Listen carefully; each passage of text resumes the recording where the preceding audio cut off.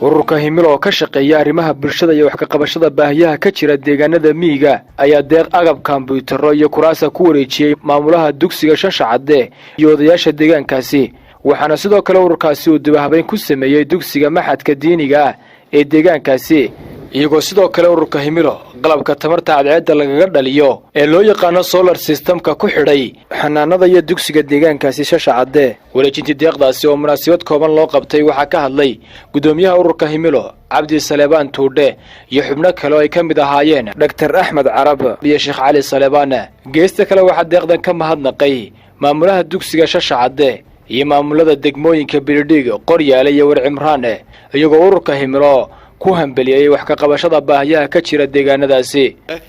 haddii aan inta ka gudbo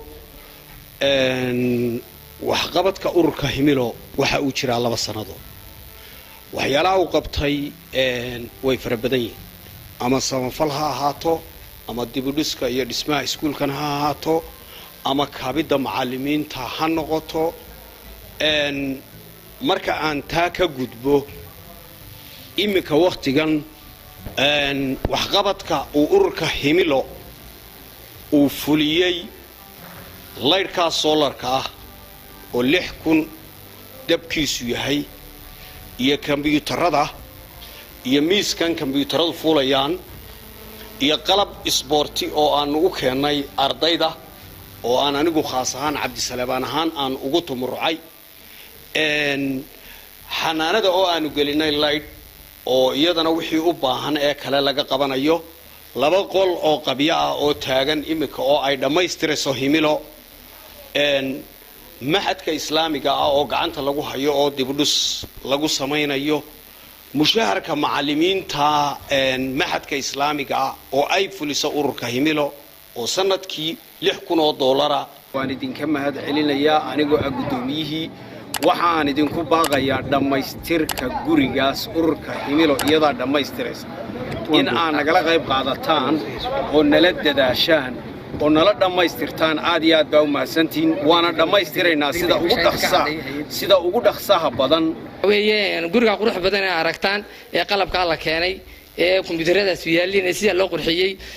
waxa weeye deegaanka qabsaday dawladana nooma qaban cid kale oo khayriyeena nooguma tabarucine waa wax deegaanka u qabsaday dadkuna hadii isku tashadaan wada sheegaysaana wax kasta ay qabsan karaan wadaynu ka cabsi qabnaaye wax ka badan baynu qabsan karaa waxaan halkan idinku soo dhaweynaynaa wax qabadka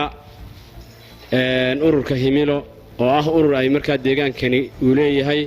isla markaana ay ku midoobeen qurba jooga iyo qolqol jooga deegaankan ujeedadiisa iyo hadafkiisuna ay tahay horumarinta deegaanka iyadoo wax qabad badan uu qabtay ururkaasi oo hore oo ay ka mid tahay abaarihii ay ka mid tahay dhismaha xanaanada ay ka mid tahay iskuulka oo qaybtan aanu fadhino iyo barandhayaasha muuqanaya hore loo dhisay maantana waxaanu markaa ku soo kordhinay oo aanu keennay waxqabad uu kow ka yahay in laydh lagu xidho iskuulka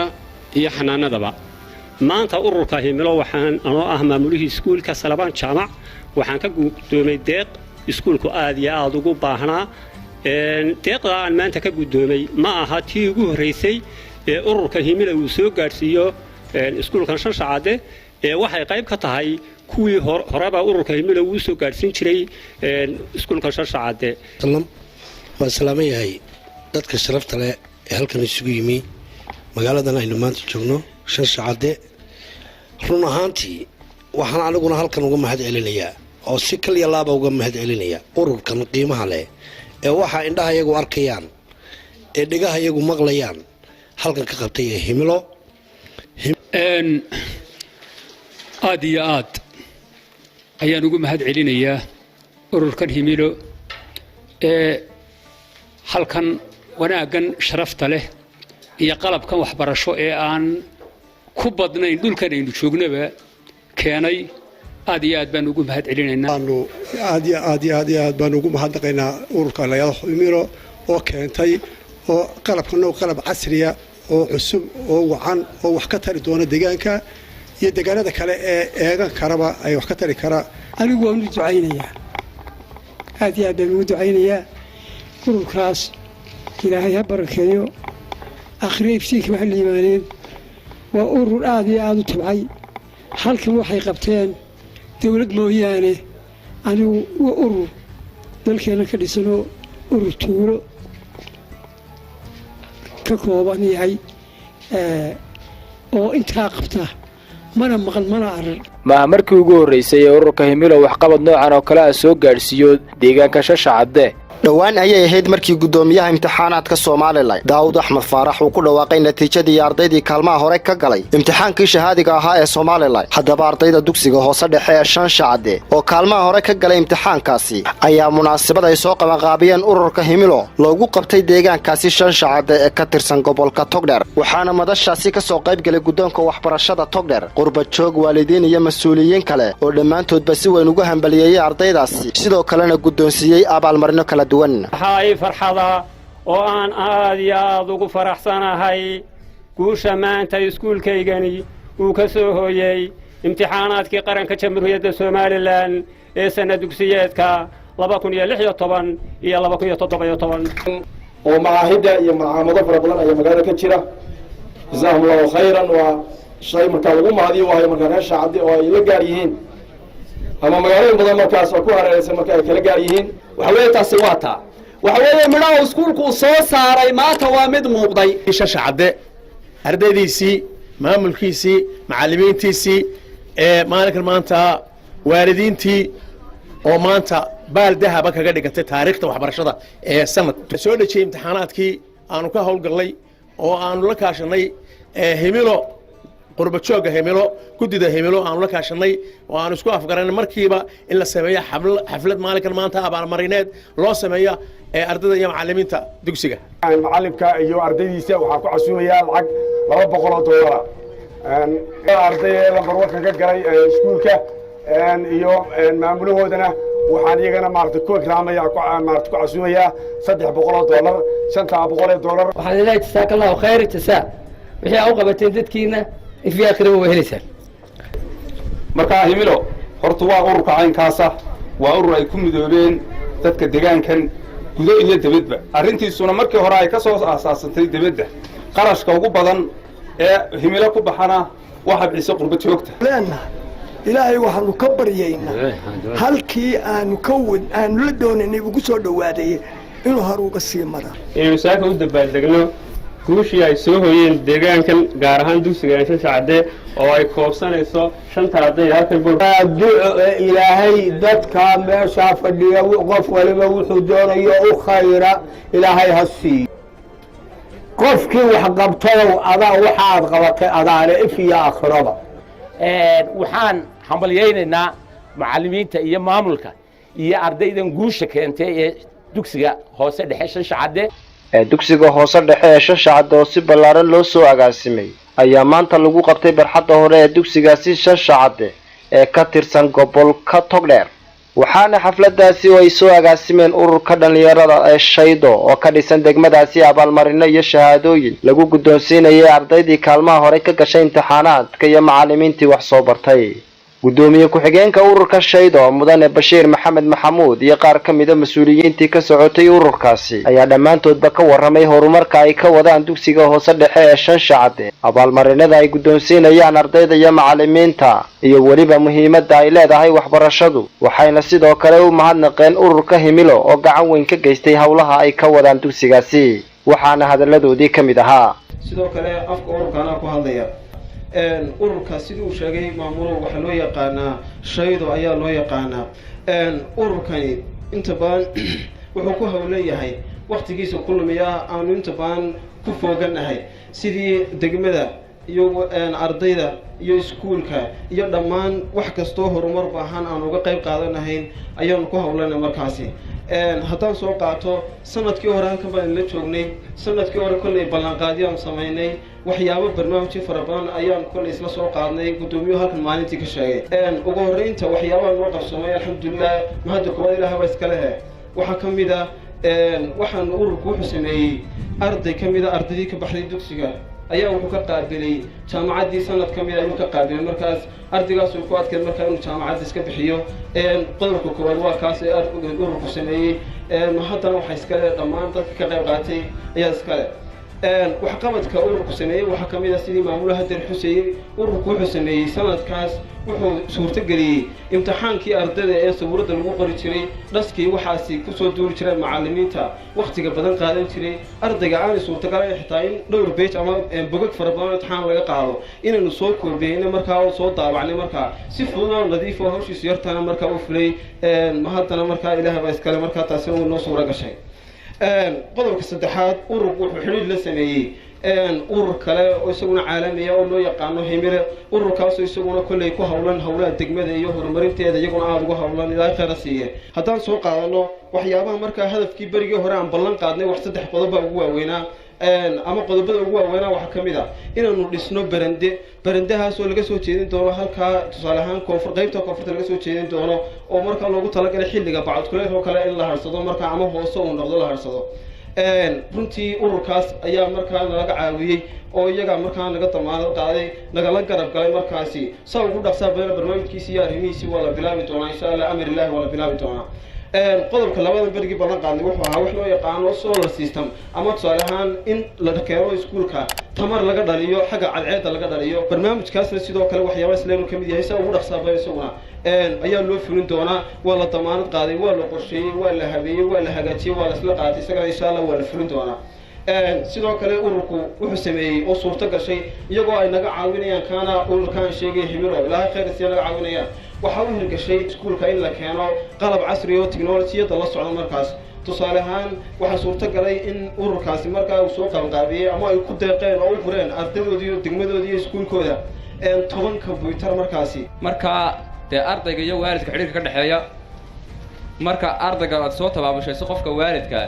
ee iskuulka uu keeno ee iskuulka uu ka rawco wuxuu gacantiisa dub ugu noqonayaa waalidkii macallinkii gacantiisa uu ka baxayaa waxaa loo baahan yahay markaa inuu mas-uuliyaddiisa la wareego waalidkii oo uu ilaaliyo hadday akhlaaqdiisa tahay iyo hadday aqoontiisa tahay iyo haddii uu dee meeshii wax ka dhimay waalidku mar kasta wuxuu tusaale u yahay ardaygiisa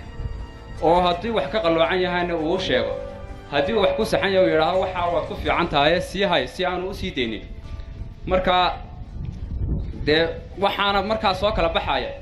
waalidka ardaygiisa ilaaliya ee ka warhaya ee gacanta ku haya iyo waalidka dee iskuulka iga diro markuu iskuulka yimaado ay hadalkiisa ugu dambayso ayaa kala baxaya ardayga marka loo baahan yahay inuu arday toosan noqdo horta waa inuu akhlaaqdiisu ahaataa arday dee waalidkii oo kale tusaale ahaan uu xaafadda kula noolaa dee waalid ahaan u ixtiraamaya oo dee waalid adeeciddu waxa weeye waxyaalaha xitaa rasuulku inuu dardaarmay sala allahu calayhi wasalam marka waxaa loo baahan yahay inuu ardaygu ahaado mid adeeca waalidkiisa waalidiinta waxaan leeyahay ardaydan maanta halkan iiga muuqata iyo ardaydii aan ka midka ahaa ee halkan ka baxday aad iyo aad bay u kala duwan yihiin markaan ka eego xagga da ahaan ardaydan waxaa iiga muuqatay inay arday aad iyo aad u da'yar yihiin markay dadku sidan oo kale yihiinna sharaftooda iyo horumarkooda intaba waxaa ka qayb qaadan kara oo muujin kara waalidiinta mas-uuliyadda ugu weyni waxay saaran tahay waalidka iskuulka inta uu ardaygan yari joogo ee uu macallinku gacanta ku hayo aad iyo aad bay u koobantahay wakhtiga intiisa badan cidda uu la joogo ee mas-uulka ka ah ee hagaajin karta akhlaaqdiisa iyo dhaqankiisa iyo dadaalkiisaba waa waalidka waxaan leeyahay waalidow ha lagu dadaalataa ilaahay baa mahadleh mahadda koobad ilaahay baa leh ee halkan inoo suuro geliyay inaynu isugu nimaadno dhammaanteen inagoo caafimaad qabna xusan inana iskuulkeenii aanu dhammaan sida halka ka wada muuqata ardaydani soo wada martay kasoo qalin jibisay ku faa'iiday iminkana aanu doonayno inaanu dhiirigelinno ardaydii naga dambeysay si ay waddadayadii iyo dadaalkayagii insha allahu ay u maraan dhinaca kalena maamulaha dugsiga hoose dhexe ee Shanshaad mudane Saleebaan Jaamac Dhuux ayaa ka warbixiyay marxaladihii kala duwanaa ee uu soo maray dugsigaasi wuxuuna sidoo kale maamuluhu mahadcelin ballaaran u soo jeediyay ururka dhalinyarada ee Shaydo oo sanad kasta xaflado dhiirigelin u qabta ardayda dugsiga hoose dhexe ee uu ka taliyo marka hore waxaan aad iyo aad ugu mahadcelinayaa Shayda Group oo ah ardaydii iskuulkan wax ku soo baratay oo maanta xafladan iyagu suurto geliyay sidii kuwii horeba ay u suurtageliyeen aad iyo aad ayaan ugu mahad celinayaa shayda group waxaan uga mahad celinayaa waxqabadka iyo dhiirigelinta ay la taba taagan yihiin iskuulkoodii shan shaacad ee wax ku soo barteen jasaakum allahu khayr sidoo kale waxaan u mahad celinayaa diyaasbaraha ama qurba joogta reer shan shaacadde rag iyo dumarba qurba joogta shan shaacadde aad iyo aad baan ugu mahad celinayaa mudanooyin iyo marwooyin anoo ah maamulihii iskuulkooda wada garanaysaan wakhtiguna uu inagu gaaban yahay waxaan jecelahay inaan hal bointi oo ka hadlayo iskuulka idiin taabto sidaa ogtihiinba iskuulkan waxaynu aasaasnay ama bilownay sanadkii 1998 waxaa inooga qalin jebiyey 11 lood oo ah fasalka 8aad oo tiradoodu dhan tahay 145 arday oo 124 ay yihiin wiilal 22 ay yihiin hablo waxaynu ku bilownay 4 fasal iyo daasadihii caana boodhaha oo aynu ka dhiganay kuraas geedkaasina fasal buu inoo ahaa raggii wax ku soo bartay geedka quraanjada ee quraca waa kuwan maanta arkaysaan ee halkaa taagan maantana uu halka uu marayo waa arkaysaan haddii aan soo noqdo xafladeedan aan soo guda galo 156 arday ayaa sanad dugsiyeedkan u fadhiistay imtixaanka kuwaasoo isugu jiray imtixaankii iskuulkaynu ku qaadaynay iyo imtixaankii jisigaha 156 arday ayaa u fadhiistay 3 arday baa dhacay gudoomiyaha shan shacde iyo qaar ka mid ah waalidiinta ka soo qayb galay xafladaasi ayaa iyana ka markhaati kacay waxqabadka ballaaran ee ururka shaydo ka fuliyay dugsiga oo ay aad ugu mahadiyeen ururkaasi xafladeena sanadlaha ah ka soo qayb gashay ilaahay baa marka hore mahad leh mahadda labaad waxaa iska leh inamada ururka shaybo group iyo kuwa la soo qabanqaabinaya ee debadda ee himilo iyo mucallimiinta waalidiinta waxaan leenahay dadkii aasaasay howlahan ee aad ka sheekaynaysaan wuu dhammaaday raggii waaweynaa wuu dhammaaday dhallinyaradaasaa maanta maxaan sheegay dhulkii ka talinaysa wayna ku mahadsan yihiin iyaga iyo ragga qurba joogta ee aqoon-yahaniinta intuba way ku mahadsan yihiin mahad ilaahay baa iska leh mudnaanna waxa leh dhallinyaradan inagu soo booqatay iskuulka daafurkiisa marka hore waxa weeyaan wanaaggan sanadkii horena aynu ku kulannay maantana aynu ku soo gaadhnay ilaahay waxaanu ka baryaynaa sanadkan sanadkiisana guul iyo wanaag iyo nabadgelyo in ilaahay nagu gaadhsiiyo 16 sano ee xaflad la qabanayay waxaa la lahaa ardayda ha la hagaajiyo waalidow ardayda celi ardayda ha noqoto arday wanaagsan oo mustaqbalkooda iyo nidaamkooda uu toosan yahay intaaba waa la islahaa alxamdulillaah wax badan oo wanaagsan oo inoo hirgalay ayaa jira maanta waxaa ogtihiin marka la eego taariikhda iskuulkeennan oo maraya taariikh aad iyo aad u wanaagsan oo maaragtay soo maray marxalado fara badan oo yacnii dee ay ka mid yihiin kuwii maaragtay daasadaha ku fadhiisan jiray iyo quraanjada oo ah maaragtay ururka al-shiba ardayda inoo hirgelisay maanta inay iskuulkooda yacni maaragtay dardargeliyaan waxaan u malaynayaa xafladdani waa xafladdii afraad ee loo qabto ee ay qabtaan waxa weeye ardaydii dugsigan ka baxday ee ka qalin jebisay waxa weeye horta waynu u ducaynaynaa ardaydan waxa weeye dugsigan ka qalin jebisay ee suurto gelisay xafladdan aynu maanta isugu nimi iyo 3 xafladood ee ka horreeyaba ilaahay waxa weeye khayrka aad shaqaynaysaan ha idinku daro xasanaadkiinna miisaanka ugu dambayntiina waxaa halkaasi abaalmarina lagu guddoonsiiyey ardaydii kaalmaha hore ka gashay imtixaanaadkii sanad dugsiyeedka guddida fulinta ee ururka horumarinta deegaanka shan shacade waxay kormeer ku tageen qaybta culumta barashada kombiyuutarka ee aqoonta IT-ga kaasoo hore u maalgelisay ururka horumarinta khayriga ah iyo waxbarashada ee Himilo Education and Welfare Project waxaana warbixino kala duwan halkaasi kaga dhageysteen macalinka IT-ga iyo barashada luqadda Ingiriisiga Maxamed Cabdisalaan Cali waxaana kamid ah hadaladoodii halkan waa qolkii IT-ga waxyaabahan ku sameeyno waxa kamid ah IT-ga ayaa lagu bartaa macallimiin iyo ardayba sidoo kale Ingiriista ayaa dabcan aan dhigaa halkan laftigeeda waxyaabaha listening-ka marka aan dhiganayno kale iyo baan ku dhiganaa marka IT meel fiican buu noo marayaa dhowr qaybood baan u qaybinay ardayda qayb theory marka hore computerka iyo agabkiisa iyo qaababka loo isticmaalaan ka soo bilownay sidoo kale taybinka inay ku dhaqsan karaan program Mavis la yahaabaan ku bilownay iminka waxa noo dhow office-kii inaanu dhamayno kadibna hardware iyo software troubleshooting-koodii hagaajintoodii ba insha Allah taala noogu xigi doona marka hawlahaas ayaa kamid ah kuwa aan qabano dhammaan alxamdulillah su'aan bay noogu socdaan qalabka dhamaantii waan haysanaa computer desktop-kii waa laptop-iska yareera projector-kii printer-kii copy-gii scanner-kii all halkan bay yaalaan kuwii burco loo doonan jiray oo dhan ayaa waxa weeye halkan noogu yaala imtixaanada halkan baan ku qoranaa halkan baan ku daabacnaa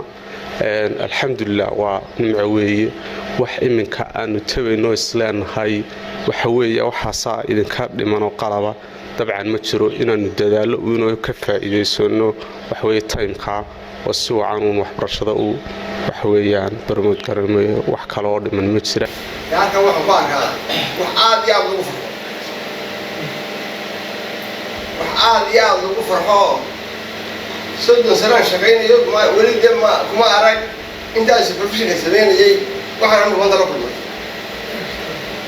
ma jiro iskuulada oo tagdheer ku yaala gudaheeda caasimada dhexdeeda ku yaala systemkana ku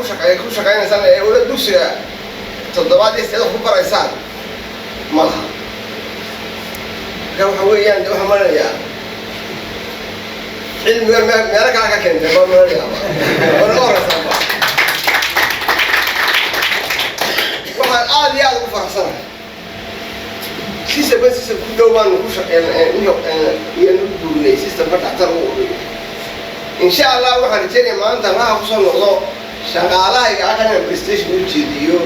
ay ku shaqayn doonaan oo dhactar ku guri doonaan qofka marka weeyaan shan qof oo malaria helay iyo isku iyo ciidada iyo kala sheegaysa taa ugu reeb marka waxa uga faa'iideysan doona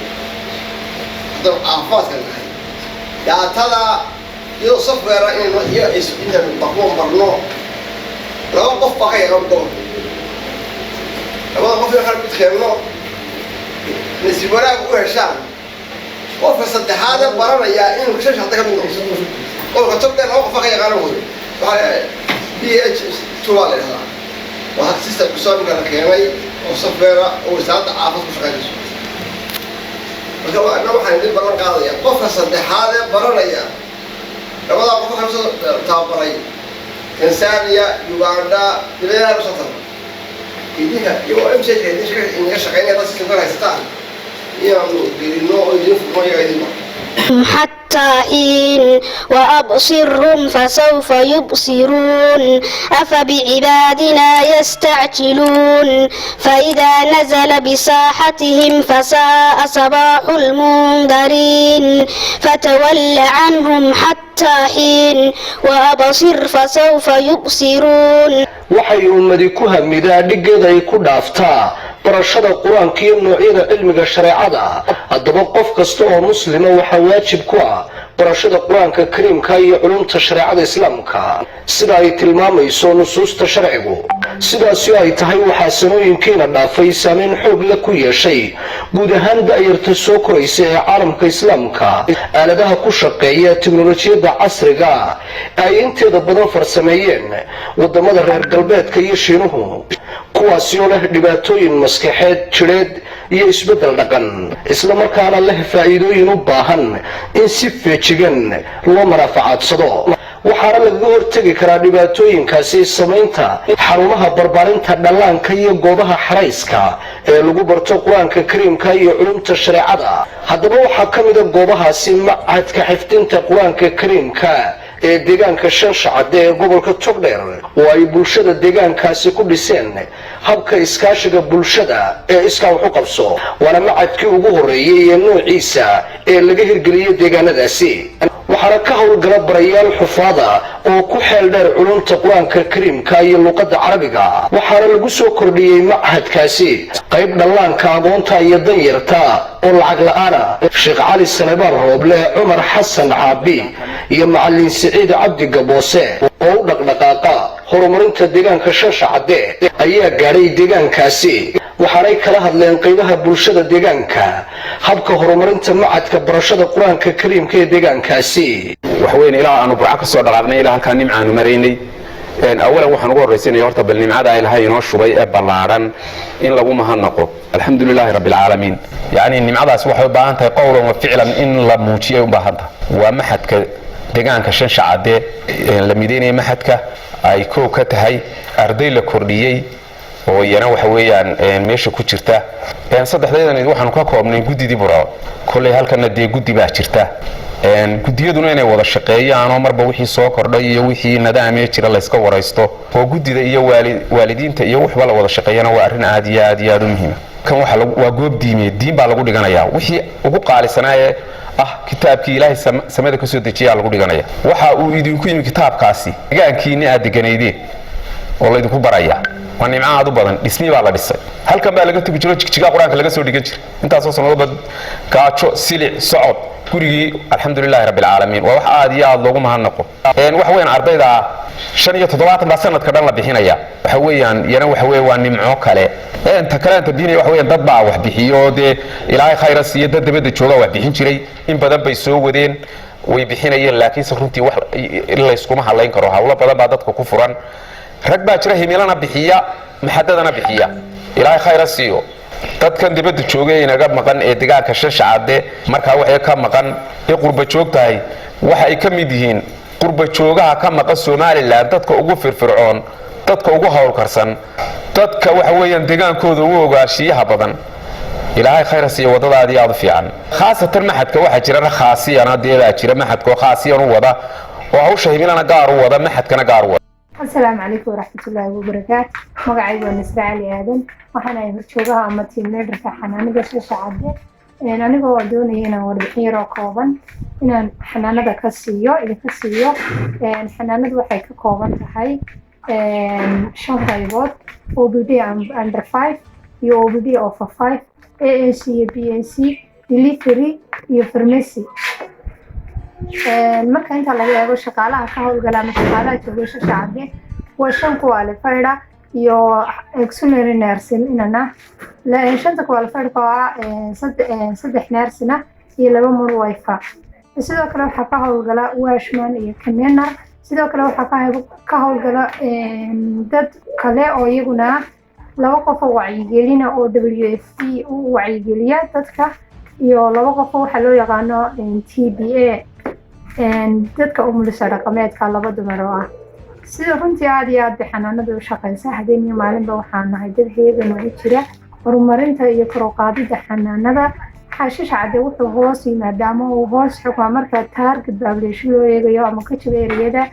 wuxuu xukumaa Heere oo Heltiboosa Maxamed Ugaas oo Heltiboosa Shaafid oo Heltiboosa iyo Balcalan oo Heltiboosa iyo 3 4 iyo 5 6 in ka badan oo baliga ugu yar ay konton reer degaan intaas oo dhan baa noogu yimaada ka jabeeriyadu waa 19,390 ay ka jabeeriyadu public target population ay xanaanada ku shaqeyso ay wasaaradda dejisay marka loo eego runtii dadka aad noogu yimaada ama bishii reportkan soo xidhnaa 200 oo qof uu noqonaya celcelis ahaan digaar ahaan isoo kale ANC-go kale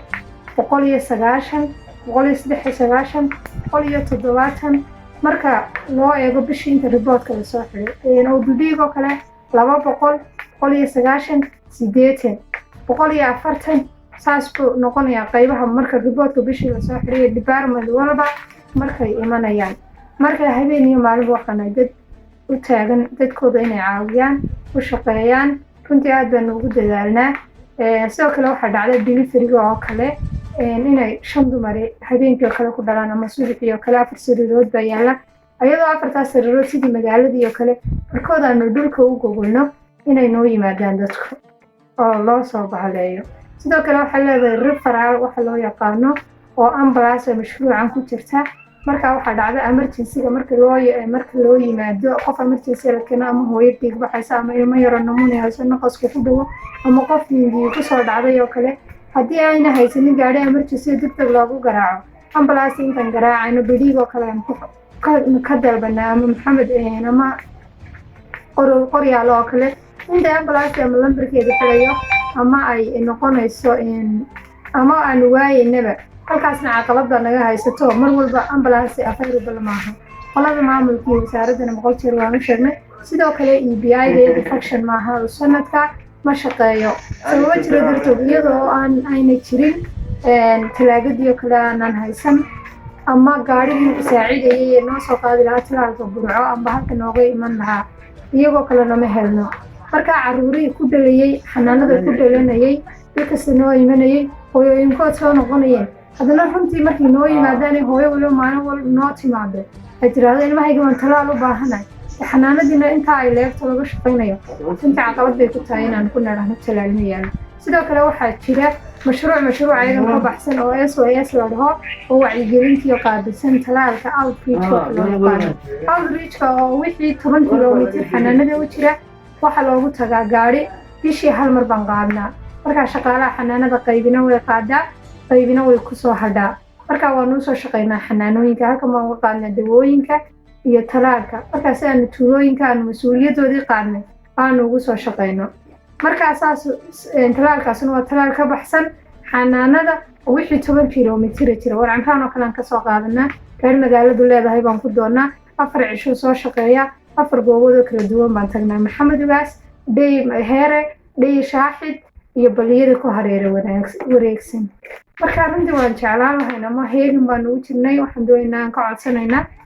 inaanu talaagad helno sida ugu dhaqsaa badan leh si ay xanaanadii u sii xoog badato oo ay u sii shaqayso oo dee xanaanadii ay xanaano horumar samaynayso horumarkeedii kor loogu sii qaadi karo waayo xanaano marka laga hadlayo waxa weeye oo budhiigu wuu iska yaryahay laakiin waxa muhiimada weeye oo priority-ga la siinayaa waa hooyada ureyda hooyada umusha iyo ciyaalka shuban baa ka dilaacay alxamdulillah waanu u tagnay waanu laba habeenayay 3 habeen baan ku maqnay shaaxida kale waan soo shaqeynay kulcalin oo kale shaqaaluhu wuu soo shaqeeyay iyagoo shaqaalihii isqaybinaya markay meelay ka dalay tuuladii ay nala soo cawdo annagu maadaama la yiri shashacadaad hoos tagtaan habeen iyo maalinba anagu heegan ugu jirnaan u tagno السلام عليكم ورحمة الله وبركاته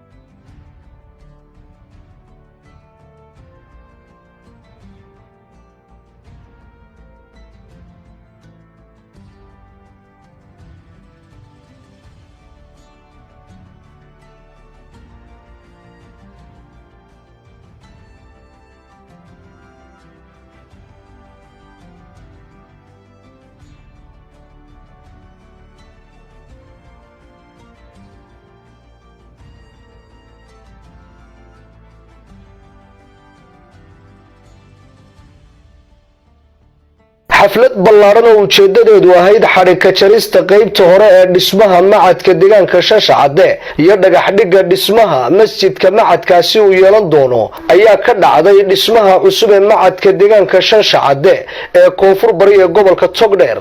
waxaana ka soo qayb galay gudoomiyaha jaamacadda Al-Najaax Sheikh Dr. Faisal Maxamed Cali odayaasha iyo culimada deegaankaasi ganacsadaha hirgeliyay dhismaha cusub ee macadka Shashacade Abdiqani Awil Xuseen iyo marti sharaf kale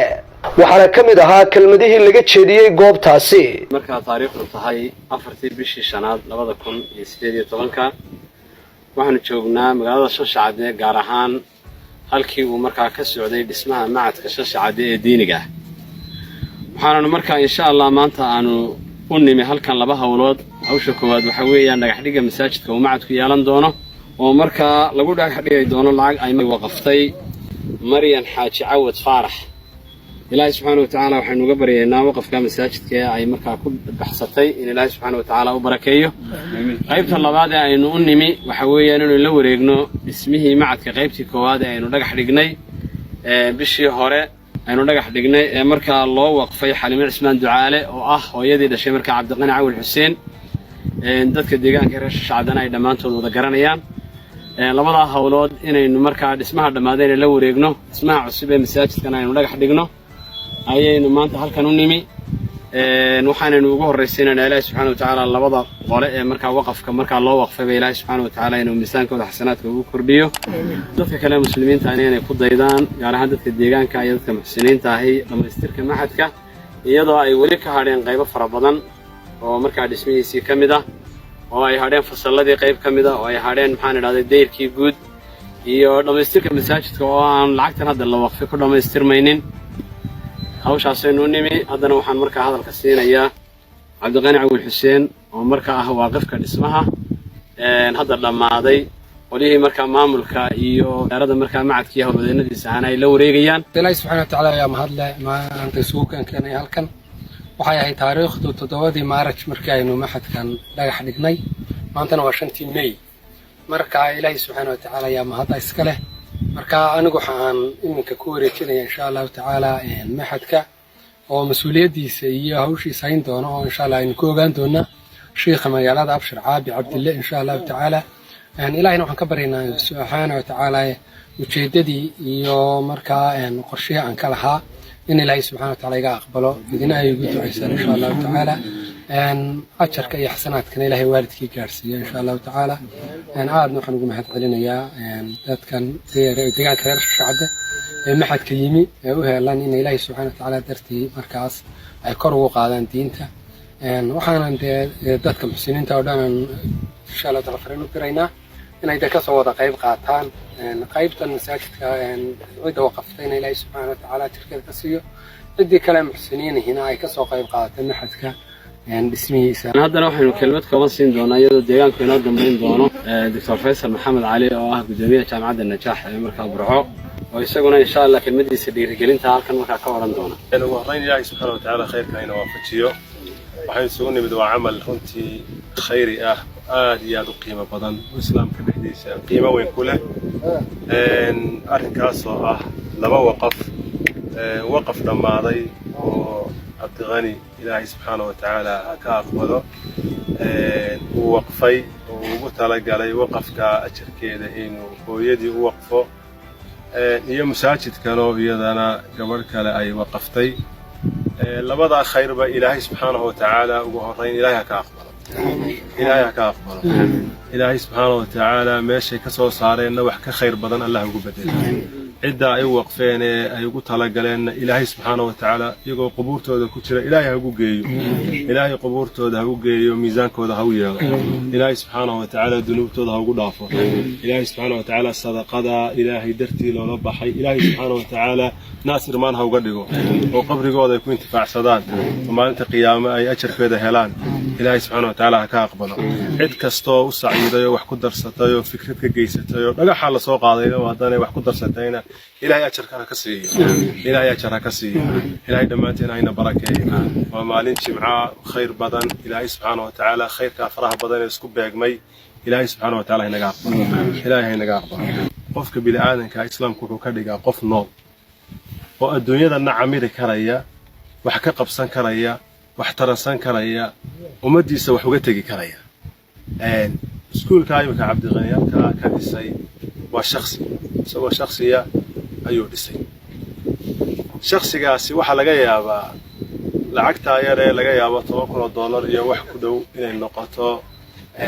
uu halkaa maanta geliyey waxaa laga yaabaa nafcigiisa inay ajyaal qaadima ajyaash soo socota dadaan imika weli la abuurini inay ku intifaacaan taas waxay ku tusaa markaa qiimaha waqafku leeyahay innaga waxaa in badayna mashquuliya nolol maalmeedka iyo intaan waxbaynu bixinaa laakiin waxaynu bixinaynaa waa waxaan soo dhaafin maalinta qof baahanoo wax la siiyo mar la quudiyo raashin loo qaado xanuun haya waxa weye dhakhtarka laga bixiyo waa khayr laakiin waa khayr halkaa ku eg oo bartaa ku inqitaacaya midna waa naas irmaano waqafkaasi inta uu halkaa ka taagan yahay ee ciida ka soo baxayso ee cidi quraan ku dhiganayso ee cidi ka aflaxayso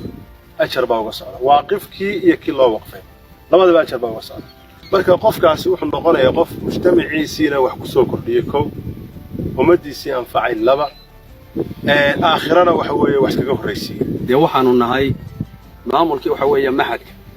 marka waxa weeye cabdiqani cawil xuseen waxa weeye maamulkii maxadka haddii ilaahay ka dhigo waxa weeye waanu la wareegnay waanu ka guddoonnay waanu la wareegnay waxaanaan ugu ducaynaynaa dee waxa weeye hooyadii buu u waqfay waxaan ugu ducaynaynaa in waxa weeye ilaahay subxaanahu wa tacaala xalimo cismaan in ilaahay waxa weeye ajarkeeda iyadoo qabrigeeda ku jira ilaahay subxaanahu wa tacaala waxa weeye uu siiyo miisaankeeda xasanaadka waxa weeye inuu ugu daro isna waxa weeye dee waxa weeye dee waa ducooyinka sidii waxa weeye xadiiskii sheekhu akhriyayey waxa weeye waxa rasuulku calayhi salaatu wasalaam uu yidhi dee camalka ibni aadamku waxa weeye u shaqaystaa ugu go'aa markuu dhinto saddex wixaan ahayn waxaa ka mid ahaa oo xadiiska ku jiray walad saalixa oo waxa weeye qofka waxa weeye ama u soo duceeya ama waqti waxa weeye dee u sameeya kaasagana ilaahay subxaanahu wa tacaala waxaan uga rajaynaynaa dee in waxa weeye sawaabkeeda iyo abaalmarinteeda waxa weeye isna ilaahay uu siiyo waxaanu yara idaafayn lahaa masaajidka waxaa ku jira lacag ay bixisay racwi axmed xaaji maxamed caraale oo deegaanka ah baa wax kule iyaduna ay ku jirta uga dhigo ilaahay qabrigii jannada cabdina uu ka dhigo ilaahay weladkii saalax ahaa ee ifka uga soo ducaynayey xasanaadka uu baxsadayna ilaahay gaadhsiiyo hablaha kale ee halkan iyana waqafka ka baxsadayna sidaasi leeg baan ugu ducaynayaa dhammaanna dadka waxaan kula talinayaa qofkii haddaad gashato xoog iyo haddaad xoolo gashato iyo haddaad hadal gashato mid waliba waa xasanaad kuu soconaya deegaanka Shanshacabe ayaa ka mid ah deegaanada gobolka Togdheer ee horumarka weyn ka sameeyay dhinaca waxbarashada diiniga iyo maadigaba inta badan goobaha waxbarashada ee ku yaala deegaankaasi waa kuwa ay hirgeliyeen dadka deegaanka oo kaashanaya qurbo joogta ka soo jeeda deegaanka Shanshacabe isla markaana bixiya kharashaadka ku baxa barayaasha wax ka dhiga deegaankaasi meelaha qaarkood markaan marayno kulmiyo waan u sharaxnaa markaasaanu u faahfaahinaa iyo wuxuu doonayo laakiin reer Shanshacabe iyagaanu weydiinaa kulmiye wuxuu qaban doonayo wuxuu yahay waayo waxay yihiin waa xuduntiisii ayaa taala halkan markaa hadal dheero kulmiye ayuu ku saabsan geli maaye idinkaan idinka sugaya halkaana ka gufee halkaana ka hagaaji halkaana ku kordhiya mar haddaa asaasayaashiisi tihiin taasaan idinku aafiya qodobka kale fariintii horeba loo sheegay kaarkaa la qaatana waa halkeedii kaarkana marka la qaato waxay la tahay codka qaarna waa waadhini